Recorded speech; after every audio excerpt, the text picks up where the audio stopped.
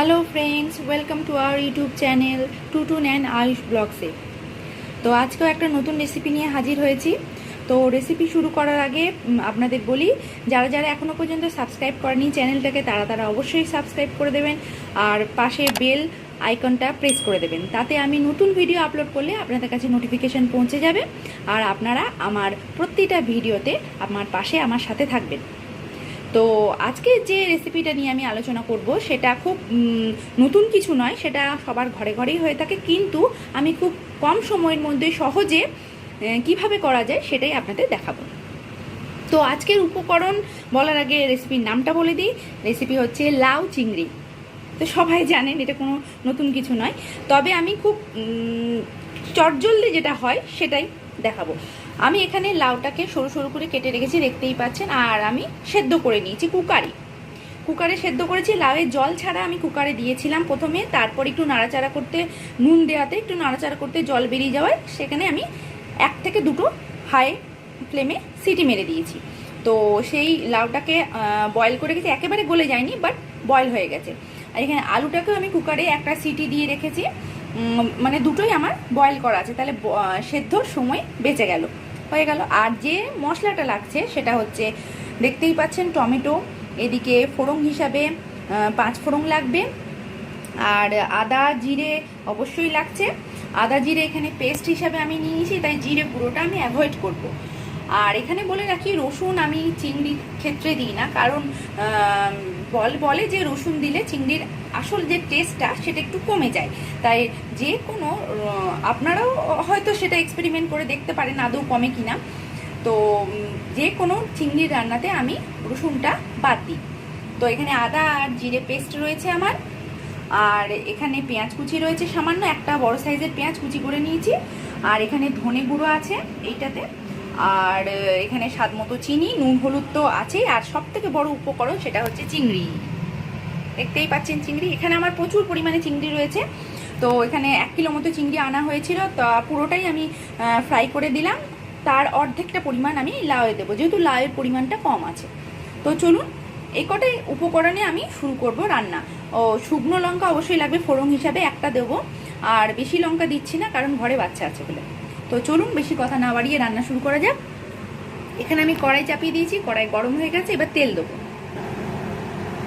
এখানে শুকনো লঙ্কা আমি তেলে দিয়ে দিয়েছি, সেটা ভাজা হয়ে গেছে। এবার আমি 5 ফোড়ন দেবো, খুব বেশি দেবো না, 5 ফোড়ন দেবো। আর আরেকটা কথা যেটা আমি বাদ দিয়ে দিয়েছি বলতে, ইনগ্রিডিয়েন্টসের মধ্যে মানে উপকরণের মধ্যে, সেটা হলো হচ্ছে কাসুরি মেথি।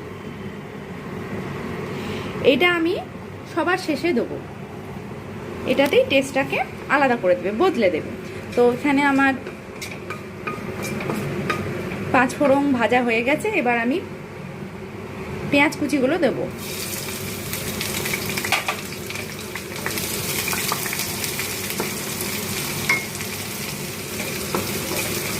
এটাকে আমি একটু গোল্ডেন ফ্রাই করব, খুব বেশি লাল করে দেবো না, তাহলে তেতো হয়ে যাবে।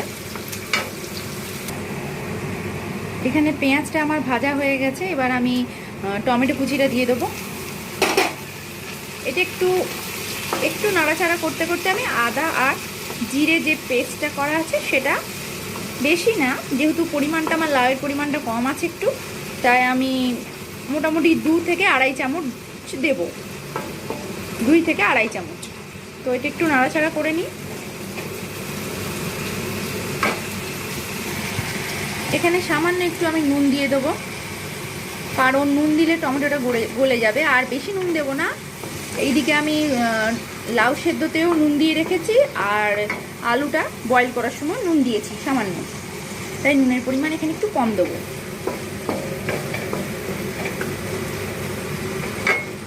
এরপর আমি আদাটা দিয়ে দেবো।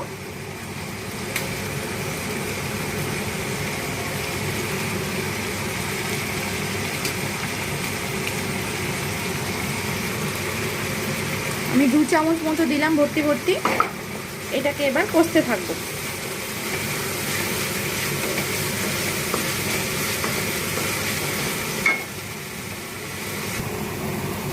তো দেখুন, আমার আদা আর জিরে পেস্টটা আর এদিকে টমেটো দিয়ে দিয়েছিলাম, সেটা কষা প্রায় হয়ে গেছে, কারণ তেল মোটামুটি বেরিয়ে গেছে। আমি কম তেলেই রান্নাটা করছি।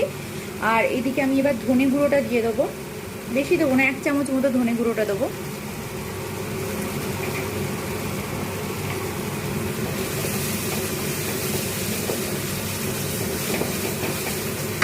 এরপর আমি একটু সামান্য চিনি স্বাদ বাড়ানোর জন্য দেব। আর এখানে আমি হলুদ আর কাশ্মীরি লঙ্কার গুঁড়ো দিয়ে দিয়েছি। তো কাশ্মীরি লঙ্কার গুঁড়ো যারা ব্যবহার করেন তারা দিতে পারেন, আর যারা করেন না তারা বাদও দিতে পারেন, কোনো অসুবিধা নেই। এতে শুধু কালারটারই যা চেঞ্জ হয়, টেস্টের খুব একটা রদবদল হয় না। আর এখানে আমি সবার শেষে অবশ্যই দেব যেটা, সেটা হচ্ছে গরম মশলা। কিন্তু যারা যারা গরম মশলা না খেতে চান তারা বাদ দিতে পারেন। এটা খুব বেশি ইম্পর্টেন্ট কোনো জিনিস নয়, উপকরণ যে গরম মশলার লাস্টে দিতেই হবে সেটা কোনো ইম্পর্টেন্ট নয়, না দিতেও পারে। তো আমার মশলা প্রায় রেডি। এরপর আমি যেটা দেবো সেটা হচ্ছে আলুটা আগে দিয়ে দেবো, সেদ্ধ আলুটা আগে দিয়ে দেবো। আর এখানে লাউটাও দিয়ে দেবো, একসাথে আমি নাড়াচাড়া করবো।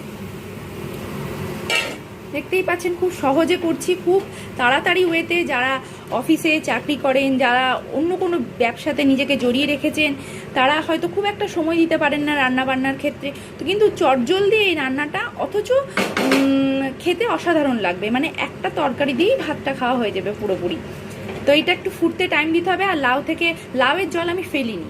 লাউ যেটা দিয়ে সেদ্ধ করেছিলাম, লাউয়ের যে ভেজিটেবল স্টুটা, মানে কি বলবো, স্যুপটা যেটা বেরোয়, জলটা, সেটা আমি ফেলিনি। সেটা খুবই হেলদি, তো তাই ওটা আমি ফেলিনি, ওটা রেখে দিয়েছিলাম। ওটা আমি এখানে দিয়ে দিয়েছি লাউয়ের সাথে। আর ওটা ফুটিয়ে আগে শুকিয়ে নেবো। ওটা যদি বাদিয়ে দিই তাহলে আসল জিনিস তো বেরিয়েই গেল, তাই ওটা আমি রেখে দিয়েছি। আর আলুটা আমি আলাদা করে সেদ্ধ করেছিলাম, তাতে আলুর যে জলটা সেটা ফেলে দিয়েছি। তো এটা ফুটে উঠুক, তারপর আমি চিংড়িটা দেবো। তো আমার লাউটা অনেকক্ষণই ফুটে গেছে, 3-4 মিনিট। তো আর ফোটাবো না, যেহেতু সেদ্ধ করা আছে। এরপর আমি চিংড়িটা দিয়ে দেবো এর সাথে। চিংড়িটা দিয়ে আমি নাড়াচাড়া করবো, আর একটু 2-3 মিনিটের জন্য ঢাকা দিয়ে দেবো।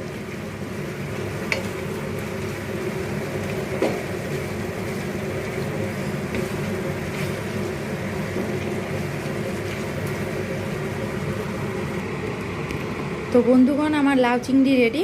এবার ঢাকা খুলছি, 2-3 মিনিট বাদে ঢাকাটা আমি খুলছি।